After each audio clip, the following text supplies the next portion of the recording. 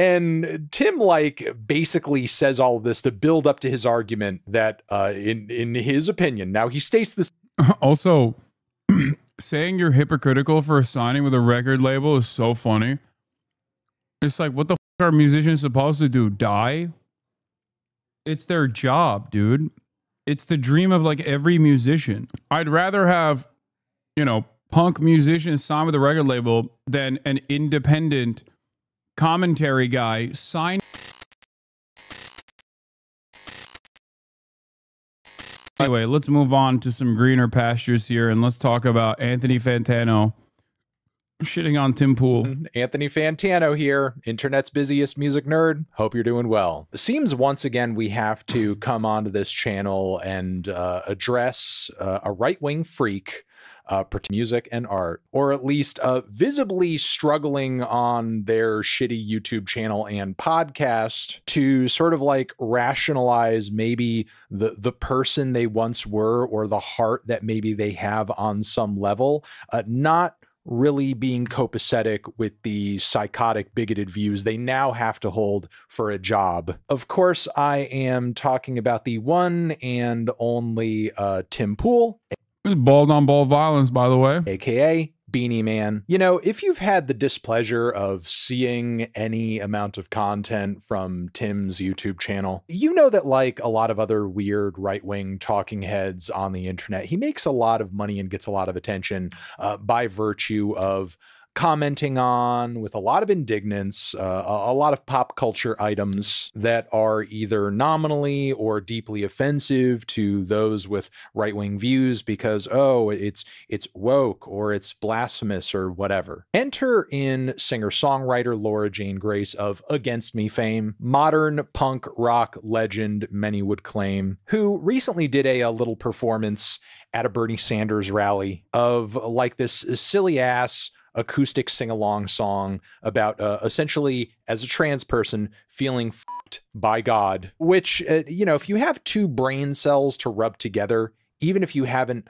personally experienced what Laura Jane Grace is, you know, obviously describing in this song, you sort of like get the concept pretty easily that I am a trans woman. Personally, I feel kind of under fire socially with all of this hate being lobbed towards trans people, all of this bigotry. A lot of that bigotry tends to kind of skew as being very religious, or at least it's coded as such, hence the metaphor where she's feeling by God. Now, apparently this performance may have gotten a little viral online in right-wing circles, made some people pissed off. Tim Pool goes on his show and says people are angry and pissed off and raging about things all the time just to have something to talk about on YouTube. So of course that's kind of like the lead into this whole reason for him talking about Laura Jane Grace in this video here. A transgender singer is sexually graphic in front of a crowd of people, which I presume largely is adults, but it's a Bernie rally, so there's probably some kids there.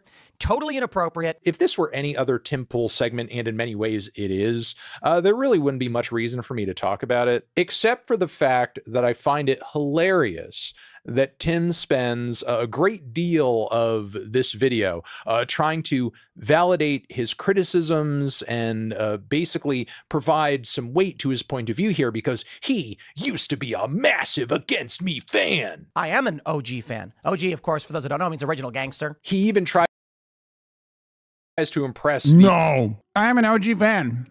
Original gangster. Oh my God. The viewers of the video that Tim really knows what he's talking about and knows where he's coming from here because he used to know how to play all the songs on guitar. You had the classic song, Baby, I'm an Anarchist, for which I can still play on the guitar. And then, of course, you had much better songs, in my opinion, like Pints of Guinness Make You Strong. In fact, it's kind of funny because as he progressively talks about Laura Jane Grace and this song and like how big of a fan he once was, it seems like the number of Against Me songs he knows how to play on guitar like increases. First it was a bunch of songs, then it was like the Axl Rose songs, and then like, you know, he's listing other tracks too. He just knows the whole damn Against Me catalog. And they have a song called Tonight We're Gonna Give It 35%, and that is, I can't remember which album it's off of. But I used to play it all the time. I'm pretty sure I can still play. So it's only 4 chords anyway. And it's about signing a record deal. What? We're going to get signed to a major record deal and get $1 million?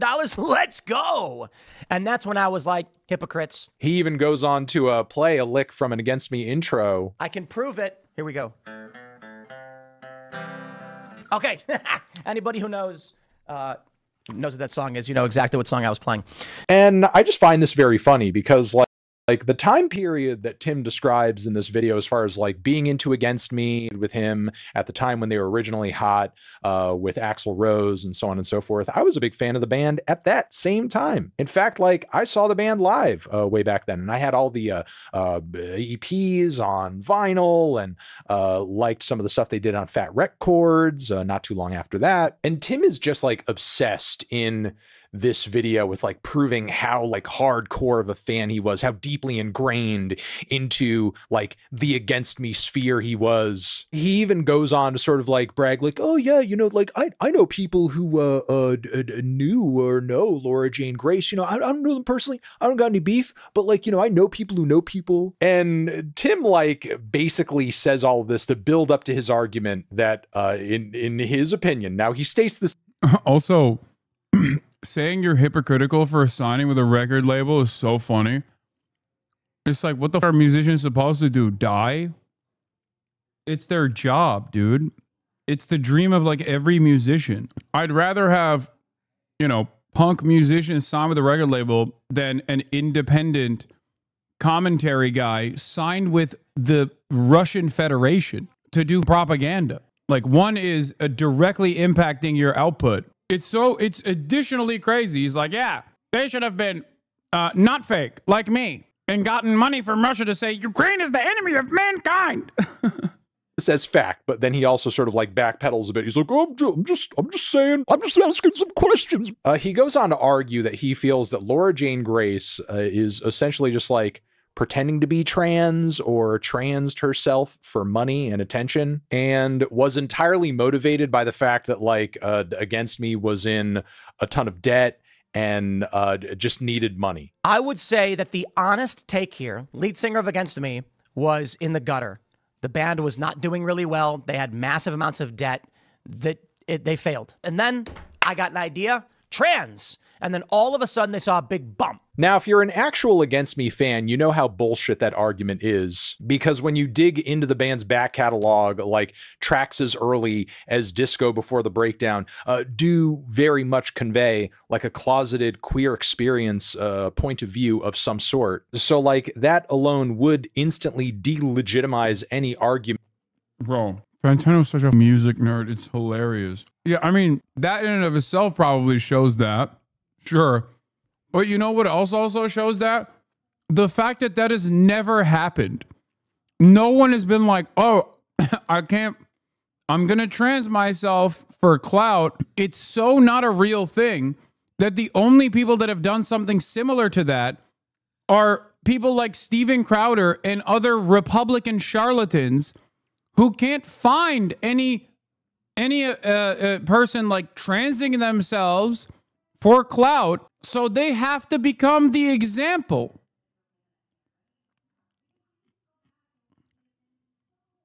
Why the would undergo the process of HRT for clout?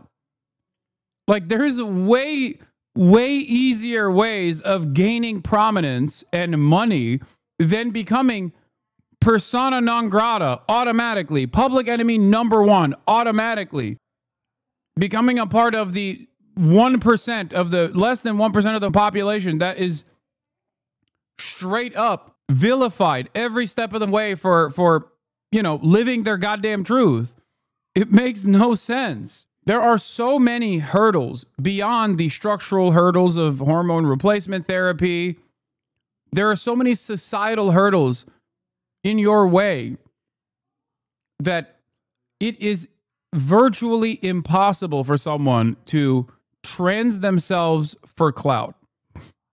Okay? And it's ironic because there used to be a very similar argument against gay people before trans people got into the crosshairs when the point of contention was around like gay rights, right? Even though it was always LGBT, right? This was the argument that Republicans presented. They would say, oh, gay people, they're just doing it for clout. What clout? Are you going to go for clout? Like, oh, gay people are just gay for attention. I don't see you taking it or putting it in a man's butt for attention. What are you talking about? People do it because they love it, okay? It's that simple. I don't get it. I don't understand it. You literally couldn't be more wrong. Okay, that's the example that I'm using, which is Josh Sider or Steven Crowder are the only people that actually trans themselves for clout, and they do it to prove the point that y'all for clout. But the very act of them transing themselves for clout unironically undermines the argument that they're making, which is that there are people that are doing this out there, but we couldn't find them, so we became the example. Then I guess you don't have an example. It's the same principle behind Ben Shapiro at the fucking failing Daily Wire, which we're going to be talking about in a second, looking for a documentary piece on men who claim to be women to beat people in athletic competitions, in specifically basketball or any sport, okay? Daily Wire, they tried to do this. And if you recall, as I do, there's video evidence for this. They talk about it openly. They couldn't find a single example in the real world of someone even coming near the I'm faking it for athletic competitions. Like, they couldn't find a real example of this to make a documentary around it.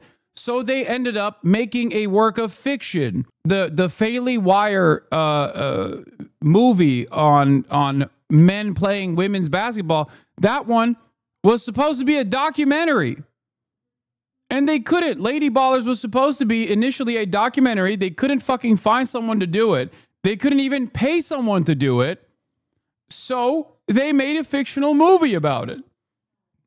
Now, in the process of trying to do this investigation, at a certain point, if you're an honest person, you realize, oh my God, we can't even pay someone to trans themselves. It kind of feels like this is not a real thing. And you just, at that point, you're supposed to stop. You're supposed to cease your investigations and perhaps make a documentary about how this is not a real problem. But because these people are not honest actors, because these people are simply invested in doing propaganda against 1% of the fucking population that's hurting no one, they double down by making a work of fiction. Anyway, I just get so annoyed when people make the same exact dumbass propaganda that gay people used to face in like the 90s and shit about how they're faking it for attention. But now with, but now they're doing it with trans people. Which is even crazier than faking it for attention for gay people. Like, you're also simultaneously, like, you're like, you can just turn around and be like, I'm gay, okay? Even though no one is fucking faking it, obviously, for attention. You get no additional benefits on that part. But like, for faking being trans, like, there's a lot of work that goes into it, you know?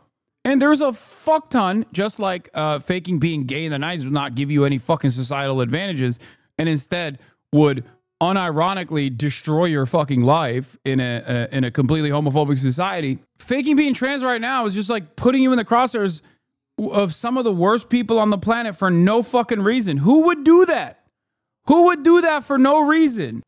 That Laura Jane Grace coming out of the closet was like entirely fabricated and so on and so forth. But what's hilarious about this is that Tim is apparently such a fan, he's actually aware of this song, references it in his rant, and sort of like poo-poos the idea of that by saying this song must just be about either being gay or being about dating someone who's really fat and ugly. The disc before the breakdown, where you're like, hey, it sounds like this dude's gay.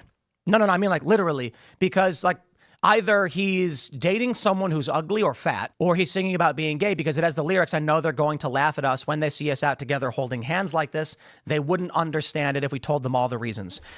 Pause. You can't make this up. The guy is such a mealy-mouthed piece of shit. And look, I'll be honest, it's been a long time since I have like really truly loved a new album from Against Me. I haven't really dug much the band has done since like searching for a former clarity. And a lot of my reasoning comes down to the band mostly like adopting a more mainstream rock sound over the years. The idea that Against Me and Laura Jane Grace are like completely beyond listenability and fandom and respectability at this point because like they're just the biggest sellouts in rock and punk history is like complete bullshit. Like even the band's most mainstream sounding albums in their catalog don't even come close to sounding like radio rock or even like traditional commercial pop punk for that matter. In fact, I don't even think Laura or Against Me and I hope he mentions this, Tim Pool's music could even make that sort of album if they really wanted to. So the degree to which they can really even sell out on that front, I feel like is not even a reality. You may disagree with that personal assessment that I have. Certainly the opposite is arguable. However, I feel like the last person on the planet who should be making that argument is Tim fucking Pool. Because if Tim is going by the metric that Laura Jane Grace was at one time, like a really great underground hardcore singer-songwriter with anarchist leanings, and now she's like no longer fully that, and as a result she's a loser and a cretin and she shouldn't be taken seriously. Okay, if that is true of Laura Jane Grace, that applies 8, 10, 20 times for Tim fucking Pool, who apparently over here again is sitting here like a stan. I play all the songs on the guitar. Oh. So like how deep into the ideological tank were you for every old school Against Me song? Probably more than even Laura Jane Grace was, and she wrote the fucking tracks. Like in the grander scheme of things, the ideological shift that we're seeing in Laura Jane Grace as a singer and a songwriter over the course of Against Me 2002 to Against Me 2016 is like super gradual and even minimal in comparison to Tim Pool going from Against Me stan who knows all the songs on the guitar to Russian oligarch paid right-wing talking head freak who releases some of the worst music known to coming. Man under the title of his podcast. Tell me instead of dreaming, let me die for you if I... And at the very least, I can... that's not enough. That's not enough. That's not enough. We need more. More! No, nope. You're going to have to hear it. No, Anthony's being too nice. This is the classic goated one. Timcast only ever wanted official music video. I love that like this band resembles bands fallen out of their former glory. You know what I mean? Like bands will break up and then they'll like in an effort to make some money one last time, they'll like get back together and you'll see like the alcoholic divorced dads getting together for one last hurrah. These guys look like that, but they never even fell on. Like their starting position is like fell off band trying to restore its glory. It's crazy. How do you get here without falling on first?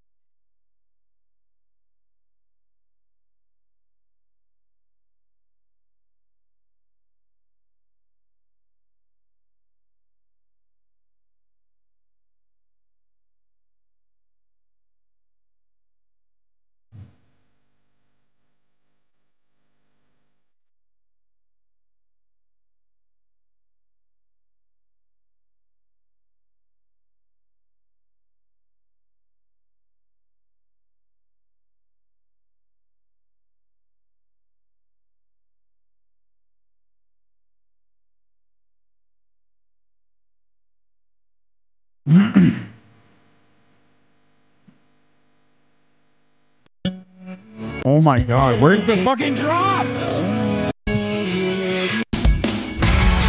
That's like, it's 3 minutes of torment to get to the fucking drop and the drop is still ass. It's crazy. It like, look, I don't listen to music. And then when I listen to stuff like this, I'm like, well, you know, I probably won't for the next couple of months. You know what I mean? It's like it's put a pause on my listening to music by a couple months at least. Stop manipulating the audio to make it worse. No, I can't. I'm trying to make it better.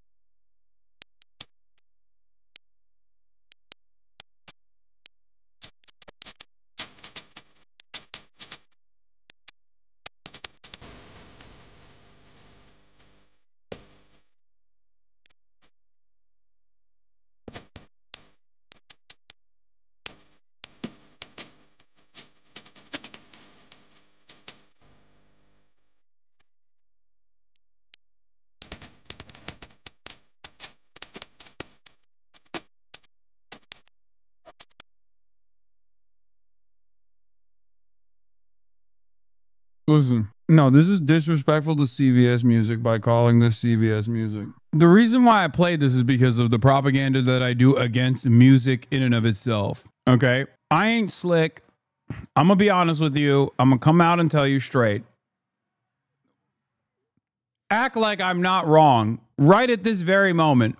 Immediately after hearing Tim Pool's song, do you not even a little bit understand where I'm coming from when I say I don't listen to music? This is anti-music propaganda through and through. Yeah, every fucking right-wing grifter is a goddamn failed artist, dude.